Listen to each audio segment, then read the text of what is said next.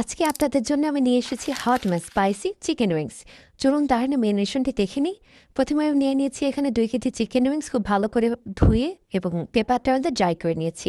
এবার দিয়ে দিচ্ছি ইয়োগার্ট, আদা রসুনের পেস্ট, লেবুর রস, তারপর দিয়ে দিচ্ছি পাপরিকা পাউডার, তারপর দিচ্ছি পরিমাণ মতো লবণ, এবার দিয়ে দিচ্ছি ধনিয়া এবং জিরা পাউডার, তারপর দিচ্ছি লাল মরিচ পাউডার, তারপর দিলাম গরম মশলা পাউডার, এবার দিচ্ছি গোলমরিচের গুঁড়া, তারপর দিয়ে দিলাম তান্দুরি চিকেন মশলা, এবার দিচ্ছি 2 টেবিল চামচ সরিষার তেল, আর সামান্য একটু ফুড কালার দিয়ে নিচ্ছি, এটা অপশনাল।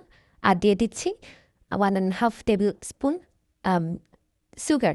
এবার খুব ভালোভাবে এই মশলাটি মিক্স করে নিয়ে চিকেন উইংসের ভিতরে ঢেলে দিয়েছি, দিয়ে তারপর খুব ভালোভাবে হাত দিয়ে আমি চিকেন উইংসগুলো মশলার সাথে মিক্স করে নিচ্ছি। যত ভালোভাবে মশলাগুলো চিকেন উইংসের সাথে মাখানো হবে, তত ভালো এর ভিতরে মশলা ঢুকবে এবং খেতে অনেক মজা লাগবে। এবার আমি একটু ট্রান্সপারেন্ট পেপার দিয়ে ওভারনাইটের জন্য একটু চিকেন উইংস রেখে দিচ্ছি। আমি এটা এয়ার ফ্রায়ারে করে নিয়েছি। আপনারা চাইলে এটা ননস্টিক প্যানে চুলায় কিংবা বাক ওভেনেও করতে পারেন। আমি ফার্স্টে 180 ডিগ্রি সেলসিয়াসে 20 মিনিট বেক করেছি এটা, তারপর আবার উল্টিয়ে দিয়ে আবারও 10 থেকে 15 মিনিট দিয়েছি। হয়ে গিয়েছে আমার স্পাইসি হট চিকেন উইংস। আপনারা বাসায় এভাবে বানিয়ে খাবেন এবং জানাবেন কেমন লাগলো।